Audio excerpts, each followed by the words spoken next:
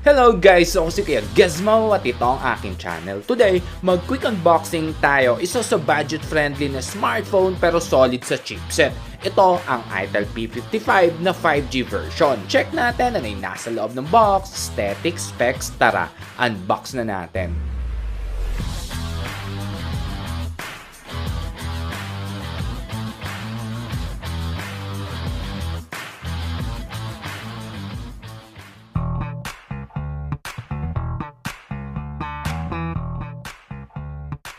Bago sa unit, check muna natin ano ang nasa loob ng box. Sa loob, itong SIM ejector, itong warranty card, freebie na phone case.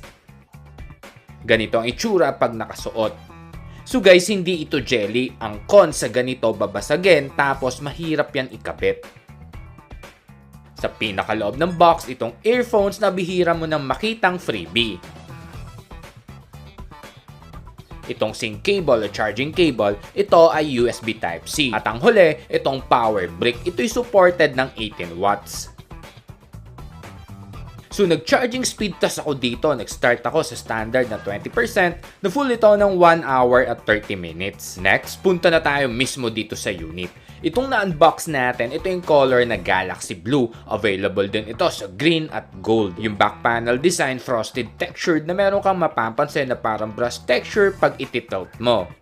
Sa upper part, bandang camera modules, meron niyang rectangular na glossy finish. Ito naman ang itsura sa outdoor. Yung back panel at frame, plastic lang yan guys na acceptable naman kasi entry level lang naman itong unit. Next, boot on na natin.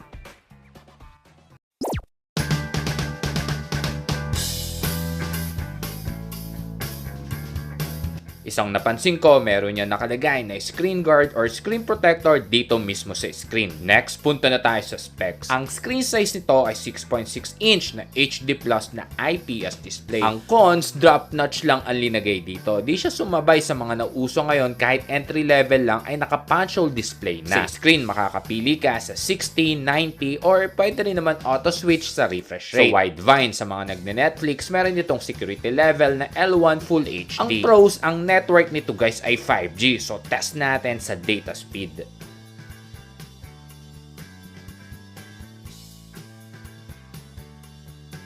Ito'y supported ng OTG, supported din ng 5 GHz na Wi-Fi, naka-Android 13 na full version.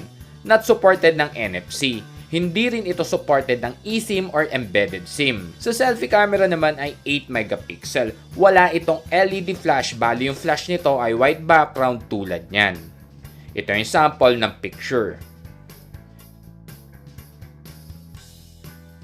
Pagkakaalam ko, isang variant lang available. Ito yung 6128 sa SRP na 6,199 pesos. Mas mura sa Shopee ng 5,999 pesos sa parehong Itel official store. Meron din itong memory extension na ang pros, yung flash memory nito guys ay UFS.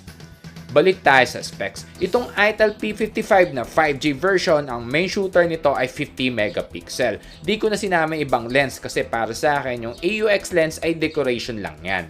Next, check naman natin anong mga features or categories ng camera.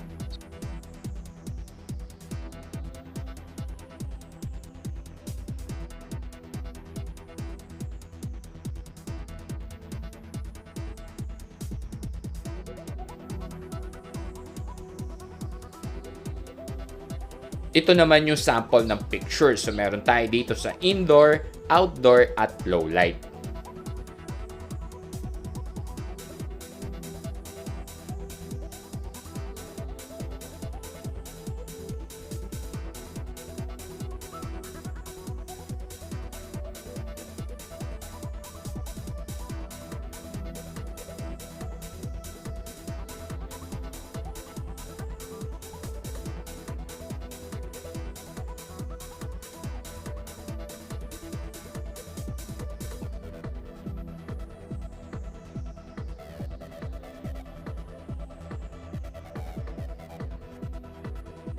Sa video settings, ang meron dito ay 720, 1080 at 2K resolution na meron lang 30 FPS maliban lang sa 1080p. Ito lang ang meron 60 FPS. Nag-check din ako ng video stabilization. Ang cons, wala dito guys, maalog.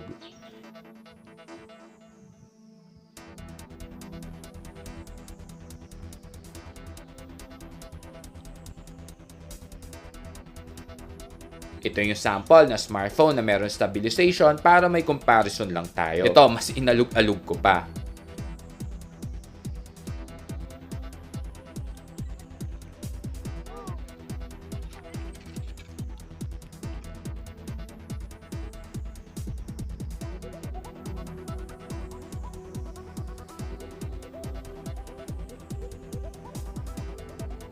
Pero sa steady ay clear naman ang quality.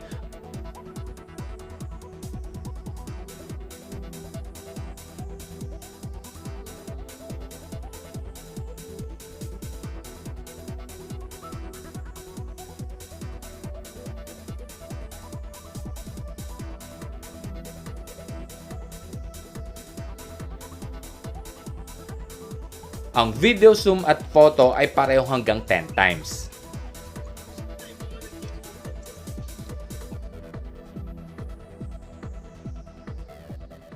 Dagdag details ko lang sa frame flat edge. Sa right side, nandito yung volume rocker. Sa baba, yung power button, slash on off switch. Ito rin ang fingerprint scanner niya. Across the screen naman ay yung para sa SIM tray. Dalawang SIM sa side na to, on the flip side naman ay yung para sa SD card. Sa ilalim naman itong speaker grill, charging port, primary mic at itong 3.5 jack. Sa taas naman ay walang nakalagay. So isang speaker lang meron tayo dito. Ito yung tunog ng speaker.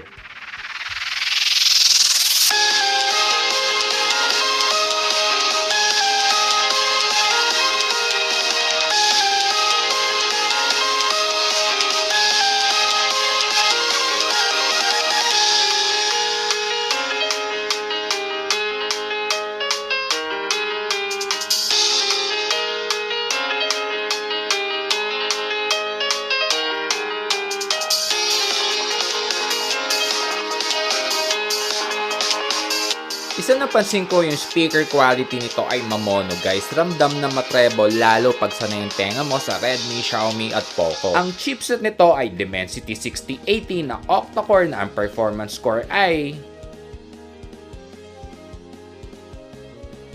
additional detail ng SoC or System on a Chip.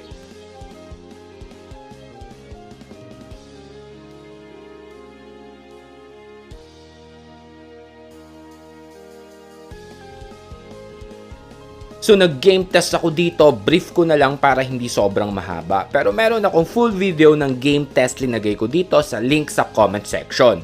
So nag-start ako sa battery na 75% at nag-check din ako ng phone temperature bago mag-gameplay. Ang goal natin dito para ma-check natin kung playable ba or kung malag ito sa mga game apps na itetest natin.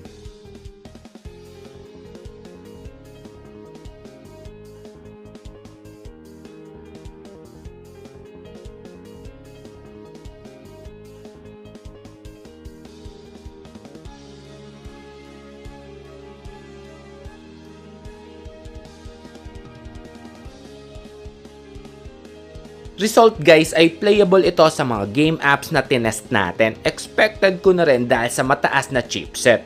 So after 1 hour at 13 minutes na paglalaro, nabawasan yung battery ng 13%. Sa init naman, meron itong 36.7. Conclusion, kung tight yung budget mo tapos into gaming ka, ito yung phone na para sa'yo. Tapos maganda rin yung camera. Di perfect pero syempre base specs at presyo ay okay na ito guys.